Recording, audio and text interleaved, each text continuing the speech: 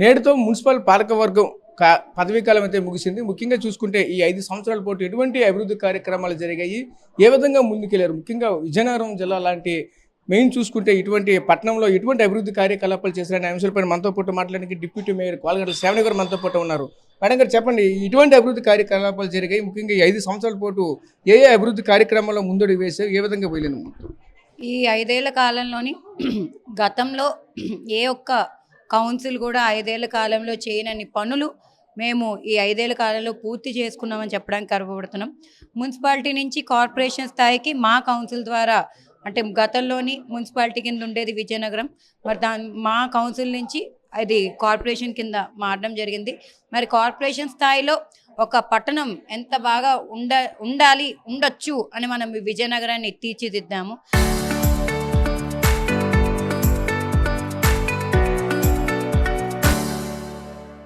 మరి విజయనగర నలుమూలలా కూడా మరి ఎన్నో అద్భుతమైన కార్యక్రమాలు, ఈ వీధుల్లోని స్ట్రీట్ లైట్లు కానీ, లేకపోతే ప్రతి వార్డులో కూడా ఈ కాలువలు, రోడ్లు అవన్నీ కూడా ప్రతి ఒక్క డివిజన్లోని ఈరోజు కనిపించిన ప్రతి ఒక్క కాలువ, రోడ్డు కూడా మన హయాంలో జరిగిందని చెప్పడం గర్వపడుతున్నాం. దాంతోపాటు ప్రతి ఒక్క సెంటర్స్ని కూడా డెవలప్ చేసాము. 24 వాటర్ ఫౌంటైన్లు మన విజయనగరంలో పెట్టాము.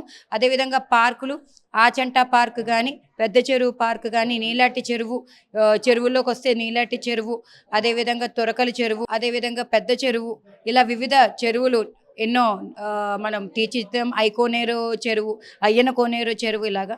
అండ్ అదేవిధంగా పార్కుల్లోని వస్తే ఎక్కడా కూడా రాష్ట్ర చరిత్రలో ఎక్కడా లేని విధంగా మన రాష్ట్రంలోని ఏకైక మహిళా పార్క్ ఉంది అంటే అది కేవలం మన విజయనగరంలో ఉంది. అప్పట్లో స్థానిక ఎమ్మెల్యే గారు, మాజీ డిప్యూటీ స్పీకర్ గారి యొక్క ఆలోచన నుంచి పుట్టుకొచ్చిన అద్భుతమైన ఆలోచన అది.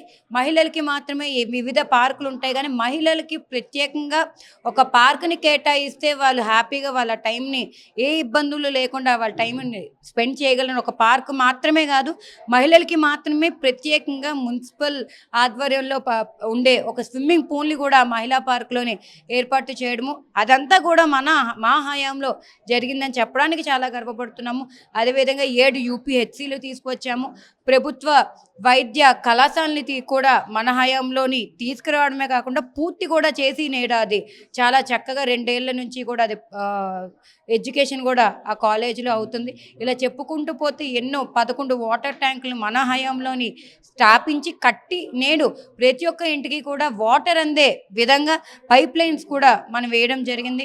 ఇలా ఎన్నో అద్భుతమైన కార్యక్రమాలు గతంలోని ఎవరు ఊహించని విధంగా కదా, ఊహించని విధంగా, ఊహకంతని విధంగా ఈరోజు మన విజయనగరం తీర్చిదిద్దామంటే అదంతా కూడా వీరభద్రస్వామి గారి యొక్క హయాంలోని ఆయన ఆలోచనలతోని, ఆయన తలుచుకుంటే ఏదైనా సాధించగలరని ఒక నిదర్శన ఈరోజు మన పెద్ద చెరువు చుట్టూరే ఈరోజు వాకింగ్ ట్రాక్ ఏర్పడింది అంటే మరి గతం నుంచి ఉంది. పెద్ద చెరువు శ్రీ పైడితల్లి అమ్మవారు ఆ చెరువులోనే మనకి దొరికారనే విషయం, మనం వెలిచారనే విషయం మనందరికీ తెలిసిన విషయం, వాస్తవం.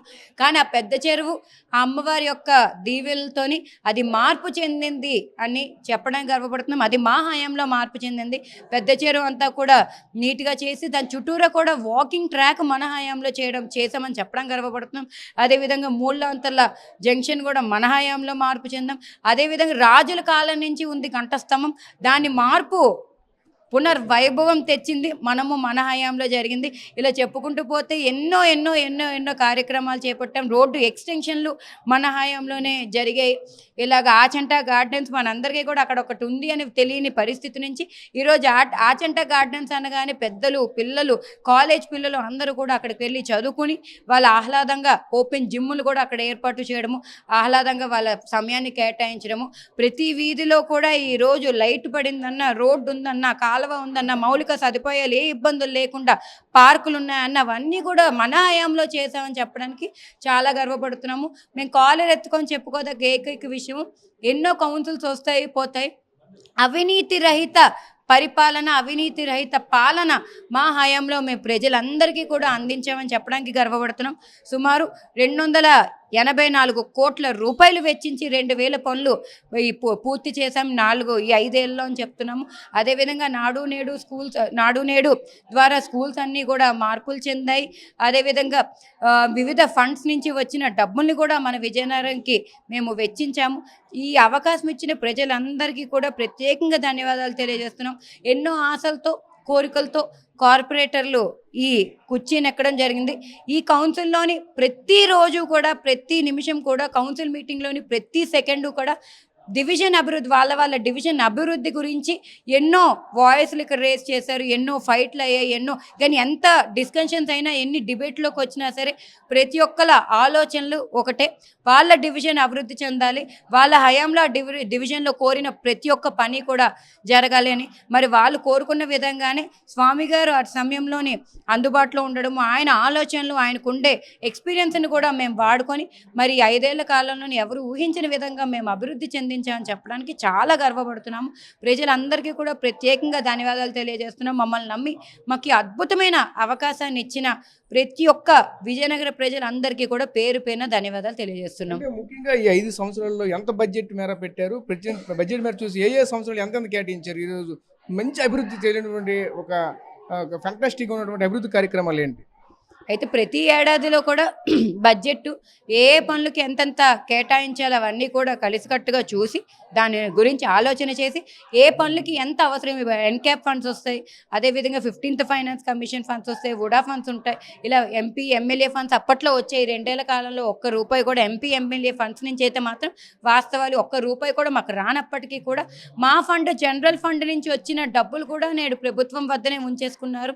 58 కోట్ల రూపాయలు వాళ్ళు ఉంచేసుకోవడం, అండ్ అదేవిధంగా స్టాంప్ డ్యూటీస్ ఫండ్ కూడా వాళ్ళే ఉంచేసుకున్నారు. దానివల్ల అభివృద్ధి 2 ఏళ్ల కాలంలో కుంటుపడినప్పటికీ కూడా 3 ఏళ్ల కాలంలోని కరోనా సమయాన్ని కూడా మేము దాటుకొచ్చి దాన్ని మించి ఆ కరోనా సమయంలో కూడా మేము కావాల్సిన అభివృద్ధి అంతా కూడా చేశామని చెప్పడానికి దాన్ని హ్యాపీగా ఫీల్ అవుతున్నాము.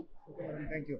సో చూసాం కదా, ముఖ్యంగా చూసుకుంటే ఏదైతే 5 ఏళ్ల పాటు విస్తృతమైనటువంటి అభివృద్ధి అయితే జరిగిందని చెప్పుకోవాల్సిన నేపథ్యం కూడా కనిపిస్తుంది. ముఖ్యంగా చూసుకుంటే అజంటా గార్డెన్లో ఎన్నో పార్కులు, ఎన్నో చెరువులు ఉన్నప్పటికీ కూడా ఈరోజు చుట్టూ కూడా ఒక తలమానికంగా ఉన్నటువంటి విజయనగరంకి తలమానికంగా ఉన్నటువంటి పెద్ద చెరువుని అయితే ఎంతోగానో అభివృద్ధి చేసామంటూ కూడా చెప్పుకోవాల్సిన పరిస్థితి కనిపిస్తుంది. రాష్ట్రంలో ఎక్కడా లేనటువంటి మహిళా పార్కును కూడా ఈరోజు విజయనగరంలోనే స్థాపించాము, విజయనగరంలోనే నేను చేసామంటూ కూడా చెప్పుకోవాల్సిన నేపథ్యం కూడా కనిపిస్తుంది. అదేవిధంగా ఆసుపత్రిని కూడా ఇక్కడ ఈ ప్రభుత్వంలోనే జరిగింది, అదే ప్రభుత్వం కంటిన్యూగా 5 సంవత్సరాల పాలకవర్గంలోనే పూర్తి చేసామంటూ కూడా చెప్పుకోవాల్సిన పరిస్థితి కనిపిస్తుంది. గత 2 సంవత్సరాలుగా చూసుకుంటే పాలకవర్గంలో పూర్తిగా అభివృద్ధి అయితే మాత్రం కుంటుపడిందని చెప్తుంది. ఎందుకంటే రావాల్సినటువంటి నిధులేవి కూడా రాలేదు. పోగా ఇక్కడ నుంచి సుమారుగా 58 కోట్ల పైన అయితే మాత్రం ఇప్పటికే రాష్ట్ర ప్రభుత్వానికి అయితే ఇక్కడ నుంచి తీసుకొని వెళ్ళారంటూ కూడా చెప్పుకోవాల్సిన నేపథ్యం కూడా కనిపిస్తూ ఉన్నది. ఏదేమనుకోండి సరే, 5 సంవత్సరాల పాటు మాకైతే ఇచ్చినటువంటి అవకాశాన్ని మేమంతా సద్వినియోగం చేసాం. ప్రజలకు మా వంతుగా చేయవలసినటువంటి అన్ని విధాలుగా అభివృద్ధి కార్యక్రమాలు అయితే మేము చేసాం. ప్రజలకు కూడా ప్రత్యేక ధన్యవాదాలు కూడా తెలియజేసుకునే పరిస్థితి కనిపిస్తూ ఉన్నాయి. కెమెరా పర్సన్ నాయుడుతో రాజేష్, RTV విజయనగరం నుంచి.